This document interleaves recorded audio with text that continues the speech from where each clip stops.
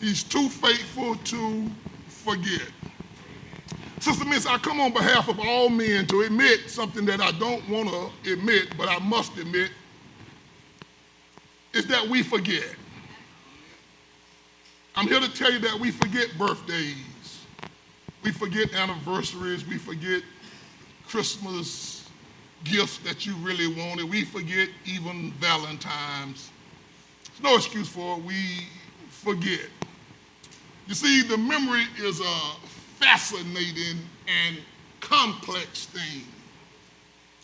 We're working with these neurons, and sometimes they don't fire like they used to. They are either overworked or have stopped working. Scientists tell us that we have a long-term memory and a short-term memory, but as we age, the long just becomes short because we do forget. So if I don't write it down, it ain't going down. If you don't give me a cue, Sister Samantha, I don't have a clue. What are you saying, Pastor? I'm saying the narrow-minded has to be reminded because we do forget. But I'm in good company because in the scriptures you see forgetfulness. Deacon Roger, you see the butler going back to his job and forgetting Joseph. You see 11 disciples forgetting that Jesus Christ said, if you tear this temple down in 3 days, I'll build it up again. They forgot. And as I do a cursory tour of the scriptures, I find I can point at different aspects and different people in the Bible and say, they must have forgot. What are you saying, Pastor? Adam and Eve must have forgot that God said, in the day that thou eatest. Jezebel must have forgot that Elijah is a prophet, and the Bible says, touch not my anointed and do my prophets no harm. With that said, we look at each other and say, we must have forgot. We must have forgot you can't put fire to your bosom and not get burned. We must have forgot that you're going to reap what you sow. We must have forgot that God sits high and looks down low.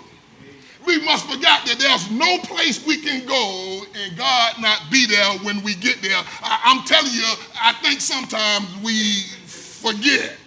And I'm here to tell you that even the devil must have forgot. He's going to tempt Jesus with something, not understanding that God owns everything. People seem to forget. And I'm going to exegete these scriptures to show you that even though we forget, God never forgets. You see, he's working from this particular advantage, Sister Penny, because he sits over everything, and everything is in his presence. And when everything is in your presence, how could you forget? Something would be wrong with God if everything is in his presence and he still forget. So I'm here to tell you that God forget. So he can't forget the good that you do to his people, and he won't forget the bad that you have thrust on his people. This message that I'm getting ready to preach is for all those people that might think and feel that God has forgotten you. Now, I'm here to serve notice on the devil. I'm here to serve notice on unbelievers that God has not forgotten us. Why, Pastor? Because he's too faithful to forget. So 3 things I'm going to pull out of this. I'm going to pull out, first of all, he's committed to the believer. He's committed to the believer. Number 2, I'm going to tell you that he gives confidence to the believer. He's committed to the believer. He gives confidence to the believer. And then I'm going to come home that he confirms it for the believer. So he's gonna be committed to the believer. He's gonna give confidence to the believer, and then he's gonna confirm it for the believer. But the first thing he does, he is committed. You ain't got to say it, but everybody in this world of broken promises, in this world of unfaithfulness, in this world of of breaches and in this world of disloyalty, all we want, especially women, is somebody that's committed. That's all we want. Somebody that's committed. We want you to be committed. We don't want you to just be committed in good times. We want you to be committed in bad times. We don't want you to be just committed on the mountaintop. We want you to be committed in the valley. We don't want you to just be committed in fair weather, but we need for you to be committed even when the storm of life comes.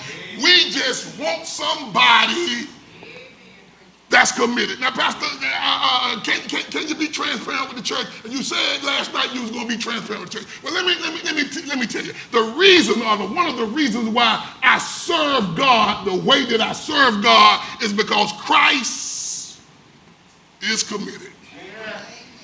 I serve him because of his commitment. And when you really start to study Christ, he had to be committed. When you look at his life, you say this Christ was committed. Now, why do you say that, Pastor? Because this Christ leaves the regality of a heavenly bliss and comes down to the reality of an earthly mess. He got to be committed. This Christ, watch me now, he give up being rich so we could be rich. He made himself poor. He had to be committed because I'm trying to question, why would you take off immortality and put on our mortality? He had to be committed. And when you think about God, God is this committed God. And women should take note.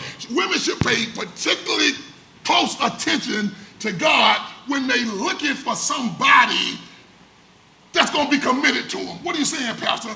If you look through the Bible and notice how God was committed, he's giving women a template to judge a man on whether or not he's committed.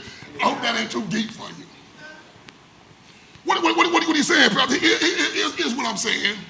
When you look at how committed God was to certain people in the Bible, the woman should take that and apply it. Let me tell you what I'm talking about. God was so committed. Listen to me, lady. This ain't for the men, this for you. God was so committed to Moses that he went on the backside of a desert and got him. Listen to me, lady. I'm taking you somewhere with that. So committed. He was so committed to David that he found him and said, this is a man after my own heart. Committed to David. He was so committed to Paul that as bad as Paul was, he said he's a chosen vessel. Well, Pastor, how does that apply to women when they're trying to judge whether a man is committed to them or not? Now, watch this now. Stay with me, ladies. If he's committed to you, he'll come and get you from your backside of the desert. I know they don't look like it, but there's a lot of women that sit on the backside of a desert.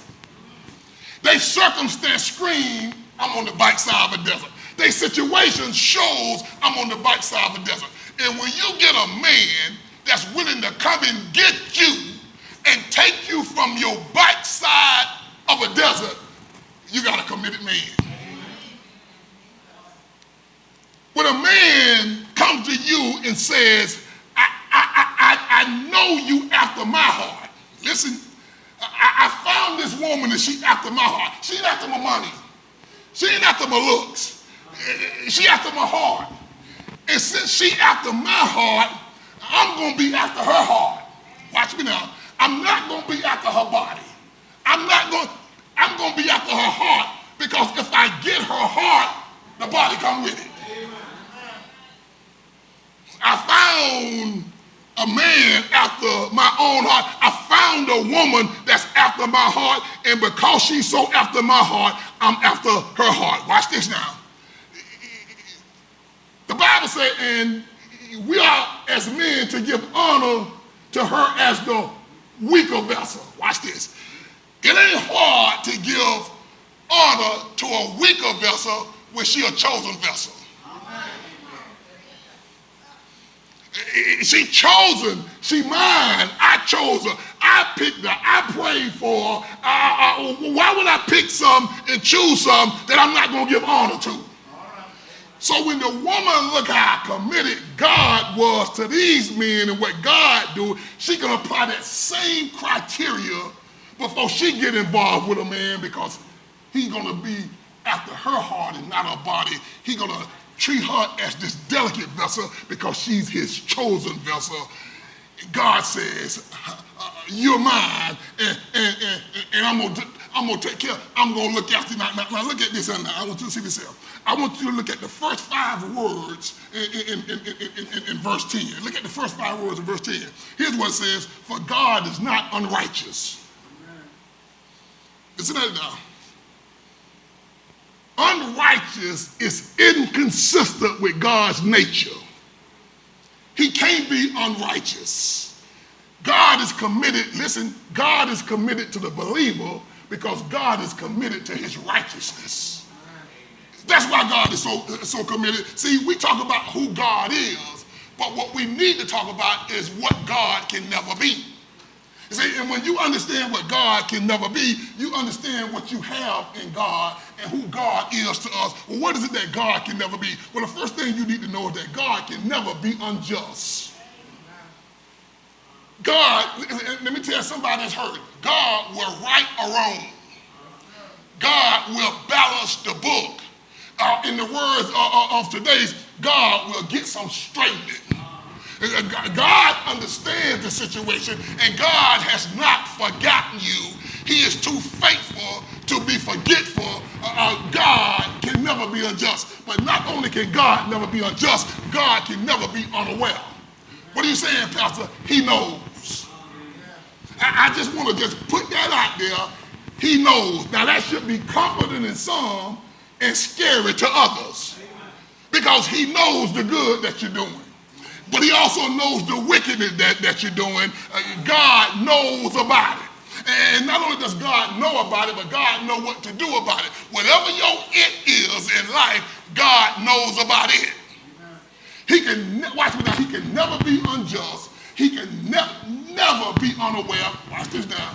But God, in his infinite wisdom, can never be unequipped. Where you going with that, Pastor? Here's where I'm going with. When I say God can never be equipped, God always has what it takes. When it came down to the Red Sea, God had what it takes. He knew how to get them through the Red Sea. He knew how to get them to the Promised Land. God always has what it takes. He knew how to get Jesus down through 42 generations and get him into Mary's womb. Watch this now. But not only did he know how to get him in Mary's womb, when Christ went on the cross and died, he knew how to get Christ out the tomb.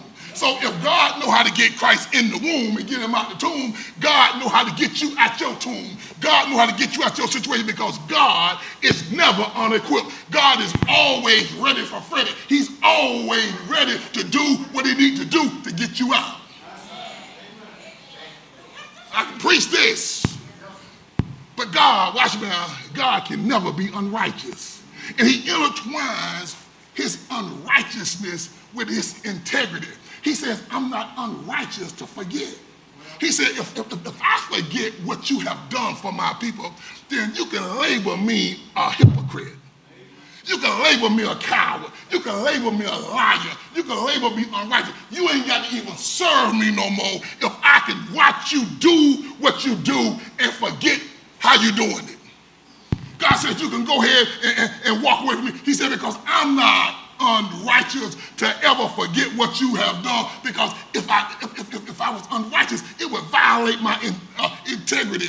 He says, I have magnified my word above my name. He said, I can't watch you do what you do and forget you. That's why, watch me now, that's why Jesus said, when I come, will I find you doing? See, when you look at all the servants of God, before he gave them the thing that he promised them, he always gave them a word. God God gave him a word to say, hold on to this word. You don't have it yet, but you have my word. Give me Bible, Pastor. Watch me now. Before Joseph got his position of power, God gave him a word through a dream. So God was not, Joseph was not down, watch me, was not down in Egypt on vacation. He was down in Egypt on a word. Before Peter got out the boat and walked, he had to first get a word from Jesus. God will always give you a word. So Peter said, Master, if it be thou, bid me to come. So he don't get out the boat yet. He waiting on a word. So Jesus just spoke a word. He said, come. So if you didn't know, when Peter got out the boat, he wasn't walking on water, silly. Because men don't walk on water. Well, what was he walking on? He was walking on the word. Every step he took, it was stepping on calm. And when he stopped believing the word, the Bible said he began to say. All because he began to adopt the word. See, anytime God gonna do something for you, watch me now, in your life, he always gonna give you word. Now listen, let me come to where you live it. When a man and a woman stand at the altar, before they consummate the marriage, before they go on their honeymoon, before they start out with each other as husband and wife, they stand at the altar and give each other their word. See, that's why a woman, listen to that lady, that's why he shouldn't touch you until he stood before a preacher and gave you his word. I got to give you my word first. And see, he says I do, but he get in the marriage and then he said I don't. But why is that, Pastor? Because he ain't God. He can't keep his word. So God gonna always give his word. So what is he doing? He's in these verses giving the believer his word. See, he says, because unrighteousness is inconsistent with my nature. But don't miss this. He says unrighteousness is inconsistent with my justice. Listen what it says. Isaiah calls God, he says he's a just God and Savior. He's just a just God. See, let me tell you what you got in the church. In this church and every church, you got two sets of tools. Over here, you got the watchers and the workers. Watchers and workers. Over here, you got givers and takers. Well, here, watchers and workers, what does that mean, Pastor? That you got those that watch people work. And over here, you got people that take what other people give. Just think if we can get everybody in the church to give. Just think if everybody in the church followed the example of Jesus, who gave it all. Just think if everybody in the church followed the example of God, who gave his only begotten son. But in the church, you don't have that. You have takers and givers. You have watchers and workers. But not only are the watchers watching the workers, God is watching the workers. Listen at me now. See, man in the church watch the workers to criticize. God watched the workers to recognize. Man watched the workers looking for a reason. God watched the workers to reward in due season. They both watching, but they got a different motivation for watching. And the Bible says God is not unrighteous to forget what he has seen. In this verse, he's talking about working and laboring. Now, you would think that's the same thing, but it's really not. See, he says, I'm not unrighteous to forget your work. The Greek word for work is the word ergon, where we get the English word ergonomics, which means the study of work efficiency. So what God does, God is watching your work to see how efficient it is for the kingdom. Because see, we talk about public work and we talk about private work, but God don't judge your work on whether it's public work or private work. God judges your work on productivity. On productivity. on work that produces for the kingdom. See, anybody can come here and do work, but is the work benefiting the people in the kingdom? See, when it comes to God's economy, there's no such thing as little work or big work. It's just God's work. It's just God's work. And see, we talk about people being out in the forefront. See, there's out front work and then there's background work. And see, both of them are important because you can't have out front work if you don't have background work. Now listen, you see these TVs up here and they're out front, but they could not be out front and shining on unless there's somebody in the background working them. And what God is trying to tell you, even though you are in the background working, I still have not forgot your word. Can you give me a biblical example of background work? Yeah, when Joseph goes into the house of Potiphar, he's working in the background because nobody is telling Joseph how good his house looks. Nobody's congratulating Joseph on the returns he's getting on all this stuff. Everybody is congratulating Potiphar on how his house is prospering. But it's Joseph in the background making Potiphar look good in the foreground, but God has not forgot his word. Jesus spent 30 years in the background. Who was out front? John the Baptist. And all of a sudden, John the Baptist says, I must decrease. I must go to the background, and he must come to the forefront. But Jesus spent his first 30 years in the background, but still blessed. So don't worry about whether or not you in the forefront or the background. God said, I have not forgot your work. Now watch me now. Work and labor. You see that in the verse. Look at it in the verse 10. You see work and labor. See, work speaks to what you're doing. Labor speaks to why you're doing it. Can I talk to you a little while about labor? Because look how he described. He said, God is not unrighteous. Look what he said now. God is not unrighteous to forget your work and your labor. Well, what kind of labor is it? It's a labor of love. In that you ministering to the people. See, let me tell you something. Something wrong with you if you in church and can't get along with people. Well, you know, Pastor, I just can't do people. Well, I don't know if God can do you. Because the blessing comes when you're ministering to his people. God don't want nobody that can't get along with his people. Why God gonna bless you and you up in a line that your vertical right? How can you say you love God, your vertical right, when your horizontal all messed up? And God says, I'm gonna bless you because you ministering, and you ain't ministering just any kind of ministry. You ministering out of love. You have a love for the people, and it's a labor of love. But everybody, watch me now. Everybody don't have a labor of love. Some people have a labor of see me. Why are you laboring? Because I want people to see me.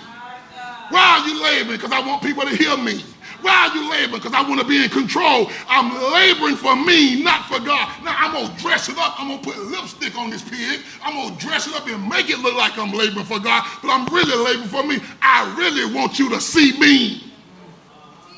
So I'm going to cover me with a lip guard. Not much guard, because if I put too much guard up here, you ain't going to be able to see me.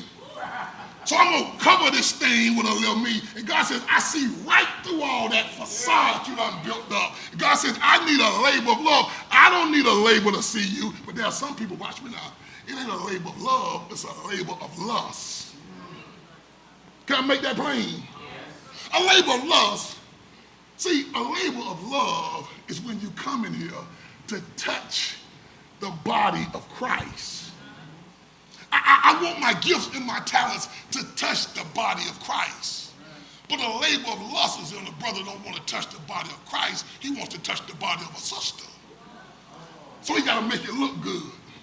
He got to make it sound good. And the Bible calls the brother out. The Bible said he have a form of godliness.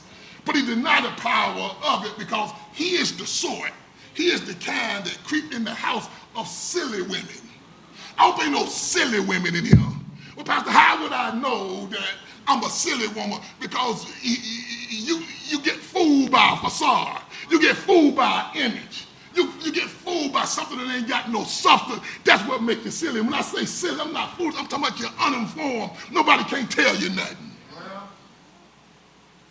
So is it a labor of grace or is it a labor of greed? What does that mean? I'm doing it because I'm getting a paycheck. I'm doing it because I'm getting money. Well, Pastor, ain't you preaching for money? Oh, I don't get no salary. I'm probably one of the few pastors in America that don't draw no salary. Well, Pastor, why don't you draw a salary? Because the church can't afford me. I know I can put it down. Well, Pastor, tell us the real reason why you don't get no salary. Because God pays me. I'm living good. God take care of me. Do I look like I missed a meal? Do I look like I slept in a house with no lights on last night? Do it look like I caught an Uber to church this morning? God looks after me. I am a prisoner of the Lord. And if the state of Florida Department of Corrections can take care of its prisoners, I know God can take care of me. I don't do this for no money. I do this because I'm called. So he says, I'm going to bless you because you in the church and you working.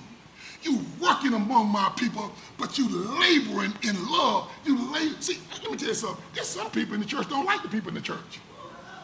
And you know why people in the church don't like people in the church? Let me tell you why. Because they don't like themselves. And they can't get mad at themselves. So they project what they don't like about them, they project that on you. See, when people don't like you in the church, don't get mad at them. Feel sorry and pray for them. So God is not going to forget you.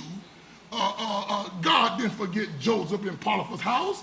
God didn't forget Jesus in them 30 years. God didn't forget Paul when he was on that ship. And God ain't going to forget you. He's too unrighteous. God is not going to forget you. Amen. Now listen at me now as I go to the second point. He gives confidence to the believer. Now, this is what God's supposed to do. Confidence is just a firm trust in something.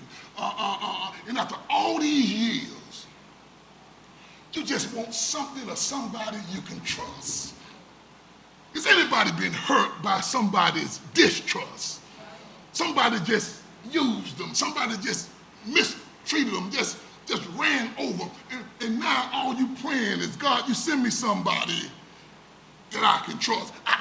I just want you, if you say you're going to do it, do it. If you say you're going to bring it, bring it. If you profess to be this person, then be this person. I want somebody in my life that I can trust. I don't want phony. I don't want hypocrisy. It's going to come a time in your life when you just want something real.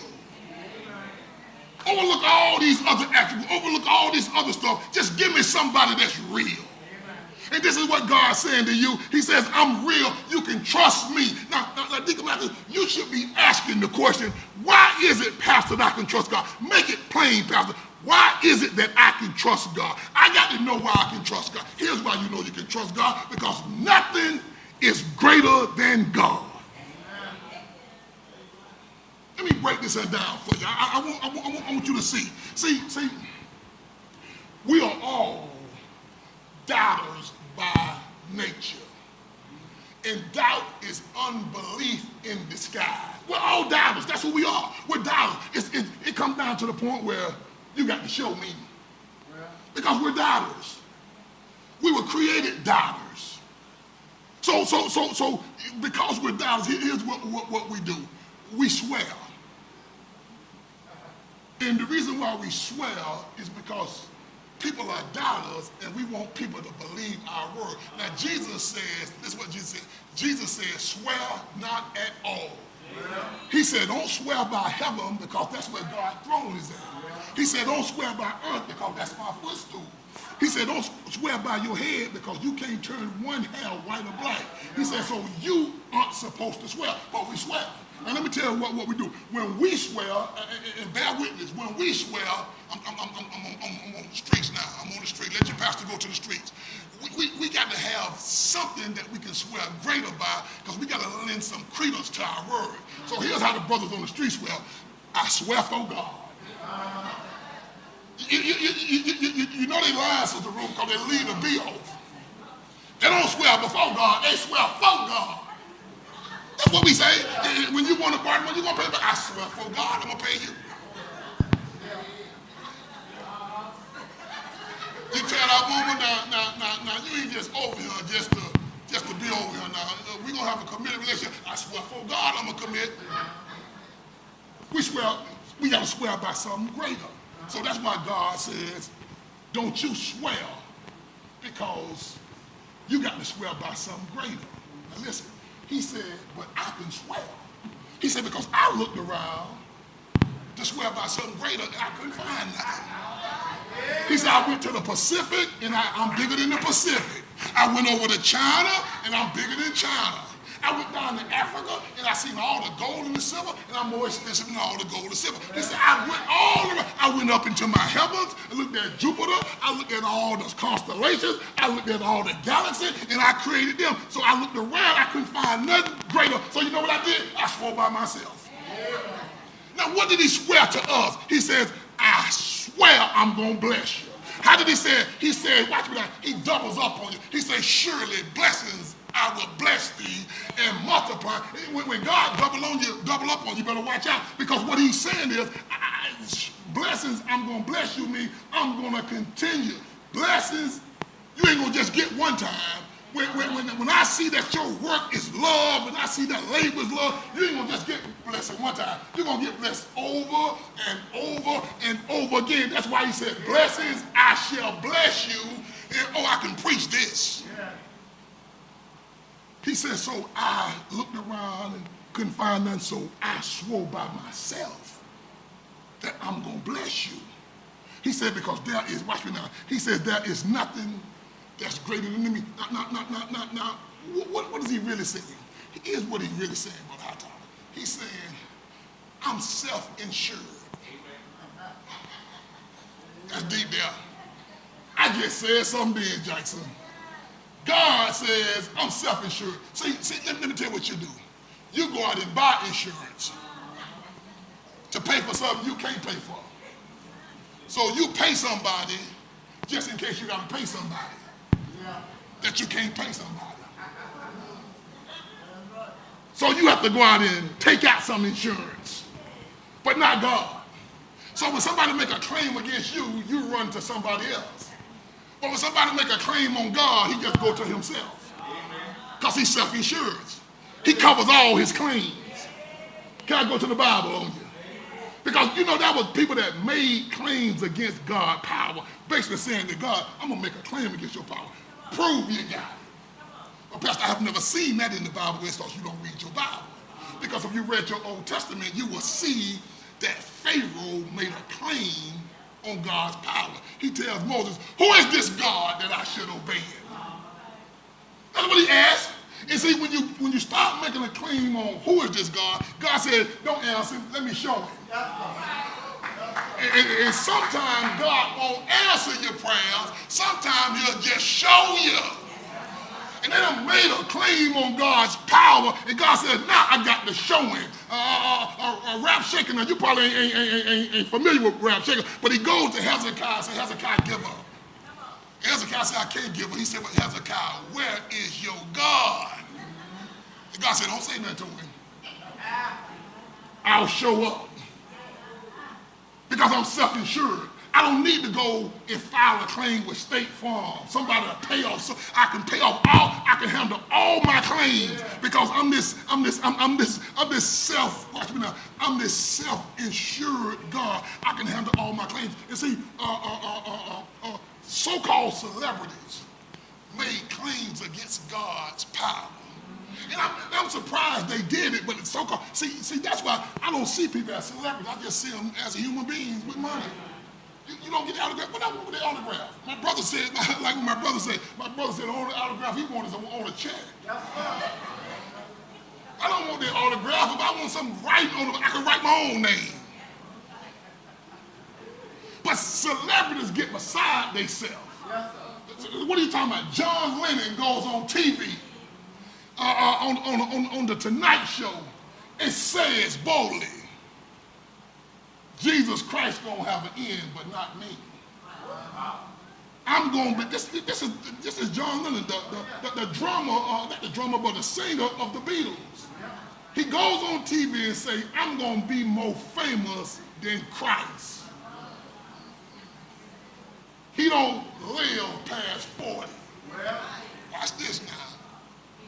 God got a sense of humor. God let him get shot 6 times. I said 6 times. Oh, you didn't get it. God let him get shot 6 times. 6 is the number of man. And God says, I'll just move out the way and let man have his way with you. I ain't even got to deal with you. He didn't live past 40. Y'all remember Marilyn Monroe? You know old Marilyn who holding her dress while the wind blowing. Old Marilyn, Billy Graham saw her and went to Marilyn and said, can I talk to you about Christ? She said, I don't need your Jesus. I don't need your Jesus. Marilyn didn't live past 32. And when she stand at the great white throne judgment, I bet you she gonna wish she had listened to Billy Graham. All right. Now you might not have heard of the singer. He's I think Mexican singer. His name was Cazuza. He was on stage singing and stopped and said, I need to take a break. He said, and I don't want nobody in here talking about no God. So he lights up a cigarette, take a puff, and blow the smoke in there. He said, that's for you, God. He died at 32 of lung cancer. You better be careful when you make a claim against God's power. See, when you do something and you know it's wrong and you don't care and you still do it, you make a claim against God's power. When you can lie with a straight face, you just made a claim against God's power. When you can sin and there is no remorse about your sin, you have just made a claim on God. Don't you try God because he is self-insured. Now watch this now. Watch this. Not only is our God self-insured, our God is self-assured. He's self-assured. When I say he's self-assured, God don't have no complexes. Look what he said in verse 14. There's 2 words in verse 14. He says, saying, surely. And let me give you a text. He said, surely. I can ask the church a question, and you can answer the question yes or no, but you would be lying if you answer either yes or no. Because the answer sitting in here this morning is not yes or no. The answer is, I'm not sure. Wait a minute, Pastor. Ask the question then. Are you going to live to be 80?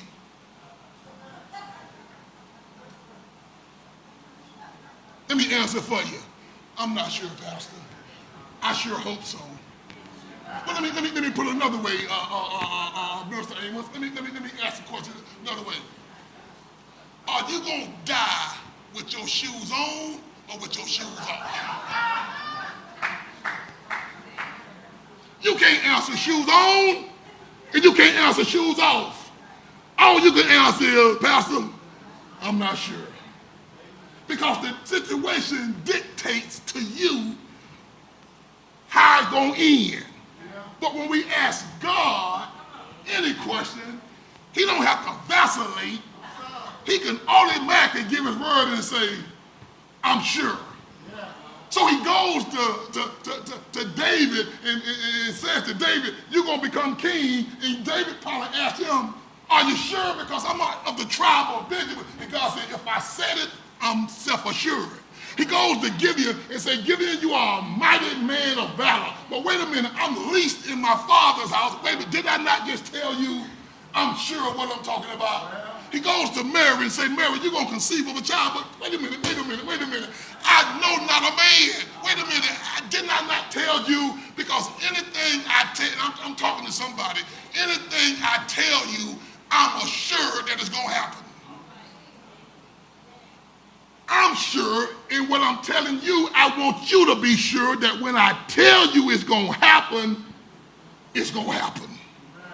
Because I'm self-assured. Now the question you should have, Deacon Matthew, is how can God be so sure that it's going to happen? How does God know that it's going to happen? Here's how he's going to know.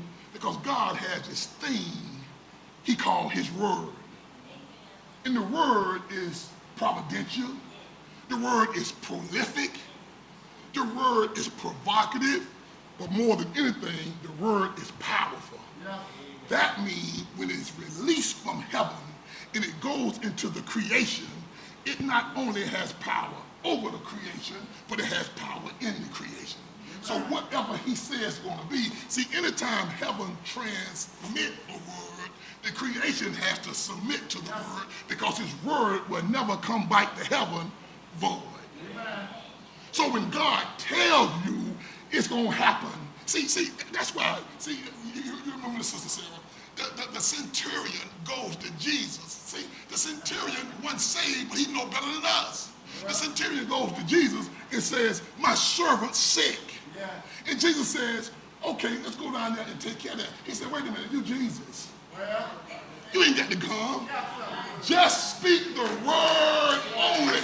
And when I pray, all I'm looking for is the word. It don't have to happen. I'm just looking for a word. When it comes for finances, just look for a word. When it comes to your health, just look for a word. All God has to do is speak a word over your life, and he's assured that it's going to happen. Wait a minute. But Pastor, all these situations, anytime God speaks a word, he has already factored in what could happen. And when he factors in what could happen, he factors out to make sure it don't happen. So yes, go fight Goliath and Goliath could kill you, but just pick up 5 smooth stones. You're not gonna need 5. But I want you to pick up 5 because 5 is the number of grace. And I want you to know that when you put them in your bag, you don't just have a bag of rocks, you got a bag full of grace.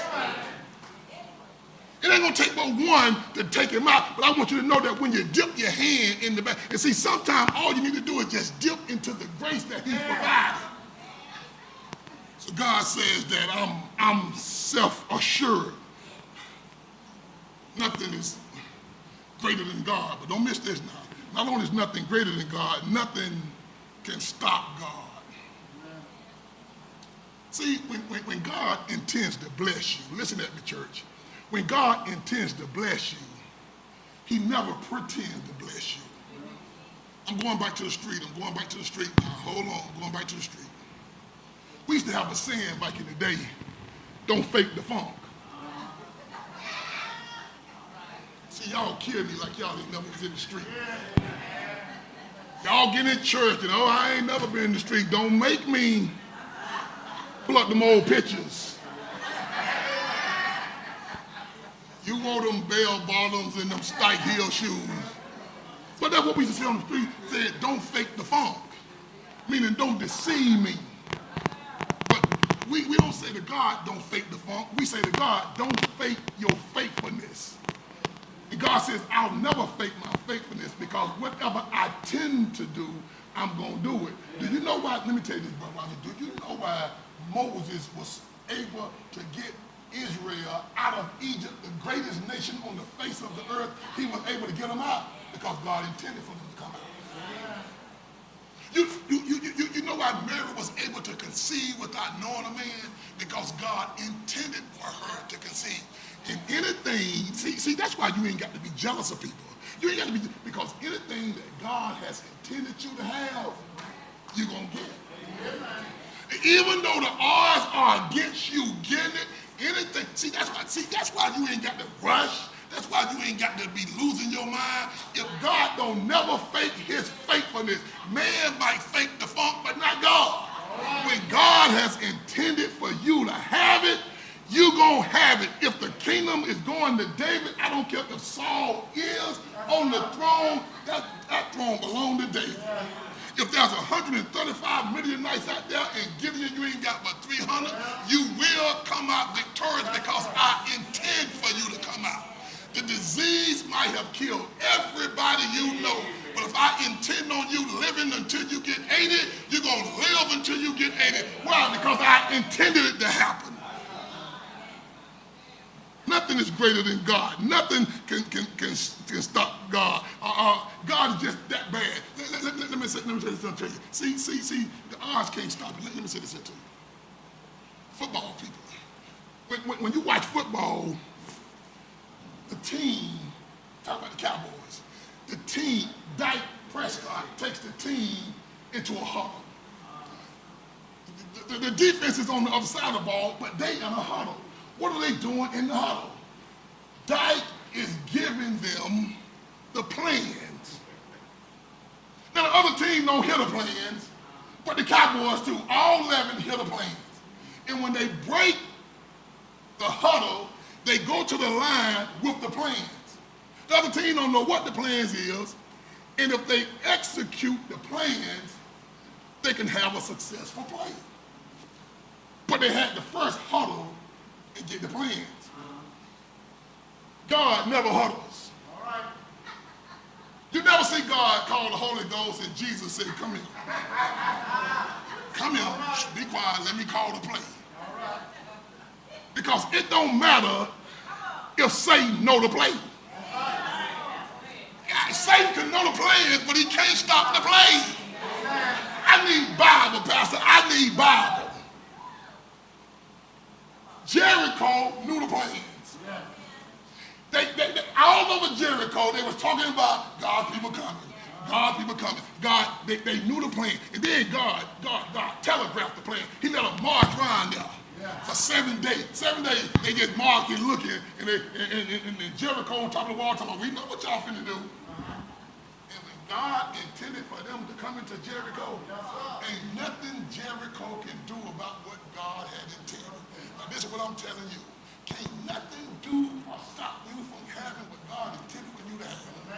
Nobody can stop you. See, that's why you ain't got to be worried about nobody. You ain't got to be arguing with nobody. You ain't got to be on the phone talking about nobody, because God has told you you're going to get it. You're going to get it. Let me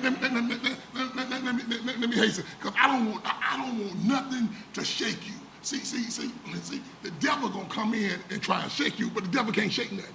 See, look at verse 15, Kim. Verse 15 says, watch what it says. After he had patiently endured. Look what it says now. After he had patiently endured, he obtained the promise. Abraham patiently endured for 25 years. David ran and patiently endured. Joseph was in Egypt 13 years. It didn't say patiently enjoyed, because when God calls you into it, he ain't expecting you to enjoy what he got you in. Listen, all he wants you to do is to patiently endure it. But Pastor, I didn't ask for this. David didn't ask to fight Goliath. He never asked to be king. God just took him and put him in the fight. God just sent Samuel down there and told Samuel to anoint him. Now where are you going with that, Pastor? See, sooner or later, you're going to get in it. I don't know what your it is, but sooner or later you're going to get in it. And see, I have come to the reason, to the conclusion, that if I got to get in it, I'd rather for God to take me in it. Why is that, Pastor? Because if God take me in it, it's going to have an expiration date. Because the same God that led me in it is the same God that's going to lead me out of it.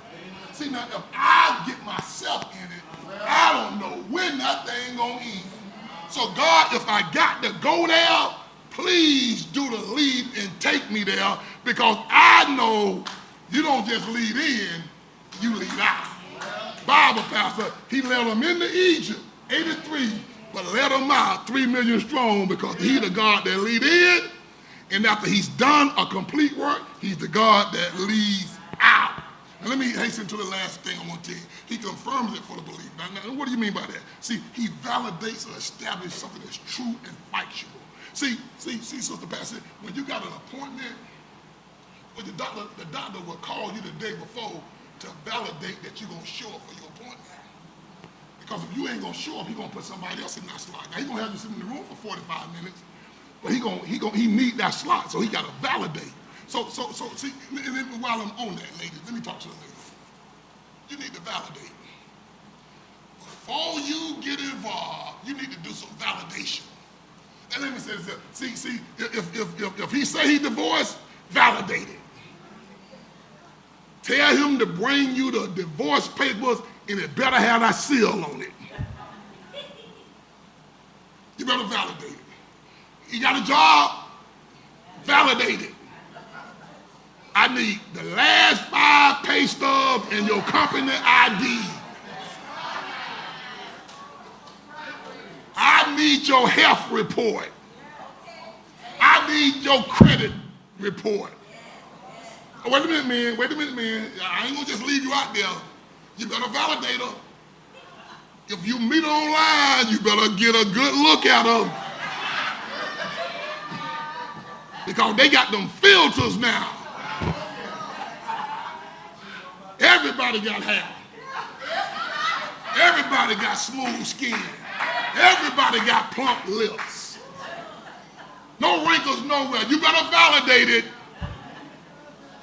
Y'all meet at the movies and she talking about this is me and you be like, go on girl, quit playing now. You still looking.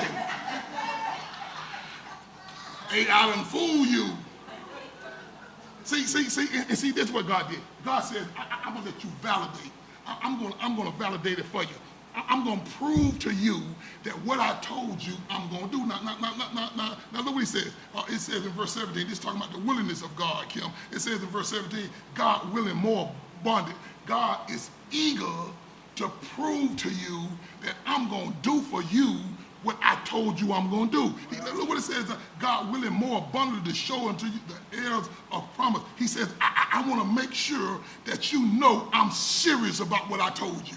I want to make sure that you know that I'm able to do. I'm willing to go the extra mile to make sure that I make it clear that I'm going to do it. See, some people are willing, but they're not able. Some people are willing to start a business, but they're not able to start one.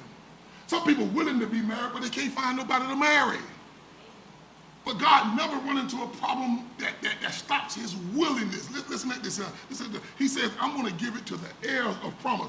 Now, the heirs of promise is different than the heirs of salvation. The heirs of promise is those that have received a word from God and wait on its fulfillment to come to pass. So God says, I'm going to do this for the heirs of promise. He says, I'm going to make sure that you know that I'm telling you the truth. You ain't got what I told you I'm gonna give you. He says, but I'm gonna make sure that you know that I ain't gonna change my mind. Don't know what it says. He says, unto the heirs of promise, the immutability of his counsel, the unchangingness. He says, my word is reliable. I'm not gonna change my mind. And see, sometimes you don't change your mind about something, but situations change your mind. What do you mean, Pastor? You ain't changed your mind by getting the car. It's them interest rates that done change your mind.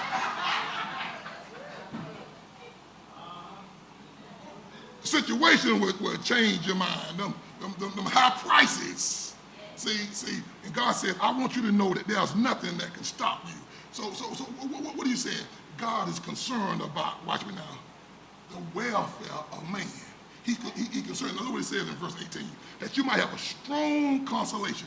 A strong consolation means that you're going to, listen at this now, for all the suffering that you went through, has anybody in this room suffered? He said, for all the suffering you went through, I'm going to make sure that you're compensated for it. I'm not going to let you go through hell and high water and don't be compensated. Don't be rewarded for staying with me even though you had to go through it with me. He said, I'm going to put your heart in a quiet place. He said, I'm going to put your mind in a stable place. I'm going to put your soul in a settled place because you stuck in there with me. You didn't run off from me when times got hard. You still stayed in there with me. You still was faithful in your giving. You still was faithful in your church attendance. You were still faithful. You didn't stop coming. You didn't stop going. You didn't stop praying. You stayed right there with me, and because you stayed right there with me, watch what I'm getting ready to do for you, and I ain't going to change. See, he says now, I promise I'm going to do it. See, let me go to this as I get ready to close. In Florida, Deacon Jones will verify what I'm saying. Contractors don't just build specifications. Contractors build your house according to codes. Oh, I'm teaching now. They build in Florida according to code. What's the code for? For hurricanes. So your foundation got to be a certain thickness. Hurricane windows. Your door got to be a certain thickness. The shingles on your roof got to have so many tabs, so many nails in them. It's all built to code. Now, why does the government make you build the codes? Because they want to keep you safe as possible from the hurricane. So they said, build that thing according to codes. And when you're in a house and you know the thing is built according to codes, you feel safer because how it's built. I'm teaching. When God make a promise to you, he make a promise according to codes. Not government codes, but heaven's codes. Listen at me now. This is important. Why does God promise according to codes? Because he wants you to feel safe, Sister Annie, while you waiting on it to come to pass. Just like I can feel safe in my house, he says, I want you to feel safe in the promise that I gave you. I just told you what I'm going to do for you, but it hasn't happened yet. But I don't want you laying up worrying at night. I don't want you scratching your head.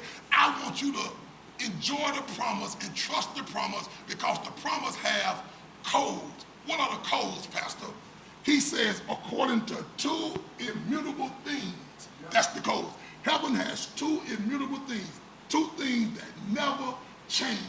What's the first one? The first one is, he says, I swear I'm going to do it. He said, I've given you an oath of confirmation. Surely, I'm going to bless you. You have a surely attached to that word I just gave you. That's the first code. I swear. I have put my word above my name. I swear I'm going to do what I told you. That's the first code. The second code is, I can't lie. I can't tell a lie. I am incapable of telling you a lie.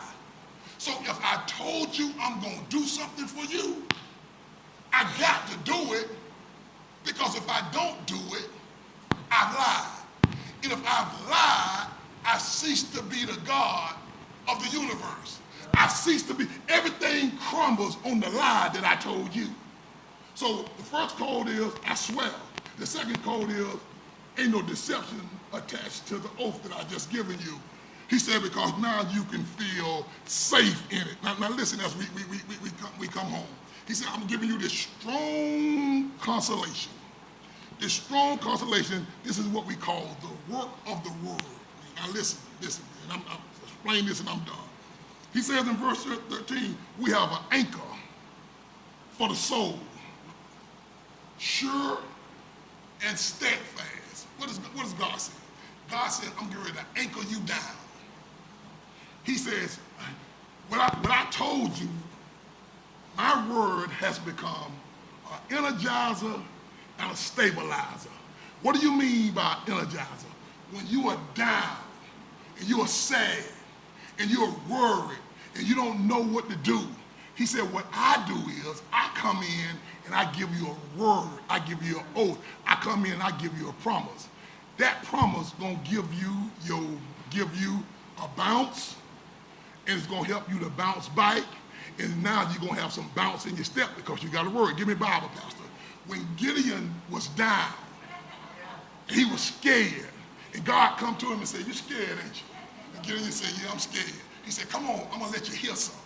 God took him down and let him hear something, let him get a word. He came by skipping and dancing, saying, "Get up, y'all. God has given us the Midianites into our hand." He got his bounce back because God had given him a word. But you say 2 is the number of witness, Pastor. You got to give us another to go along with that. Remember when Elijah was hiding in the cave? And God came to him and said, "What are you doing in this cave, boy?" He said, "Jezebel trying to kill me, and I'm scared." She said, "By tomorrow, this time I'm going to be dead." And God gave him a word. He hurried up and got out that cave. What happened? God had given him his bounce back. God had energized him. What are you saying, Pastor? I'm saying God don't want you walking around here sad with your head down. God, you ain't living life now. You all up in the house with rollers in your hair, eating Twinkies on the sofa, crying, toilet tissue. God don't want you living like that. So God come in and give you a word so you can get your bounce back, so you can go on living, because now you know you ain't living on this problem. You living on the word. Last thing he does, he's a stabilizer. Amen. He come in and he put you at ease. He began to tear off the rough edges of your life. Now, First Peter says it better. First Peter chapter 5, verse 10 says it better. It says, after you've suffered a while. He says, after you suffered a while. He says, I'm not going to give Noah a word to build an ark and then don't let it rain. I'm not going to give David 5 smooth stones and make him mess with all of them. I'm not going to tell Peter to come and then he get off the boat, and as soon as he get off the boat, he fall into the water. He said, no, that's not what I do. He said, I'm going to stabilize it. He said, after you suffered a while, he said, then I'm going to perfect you. I'm going to complete you. I'm going to stabilize you. I'm going to strengthen you, because there's no way I'm going to let you go through all of this for me and not come in and do nothing for you. Why? Why, Pastor? He said, because I'm too faithful to forget. Bow your heads.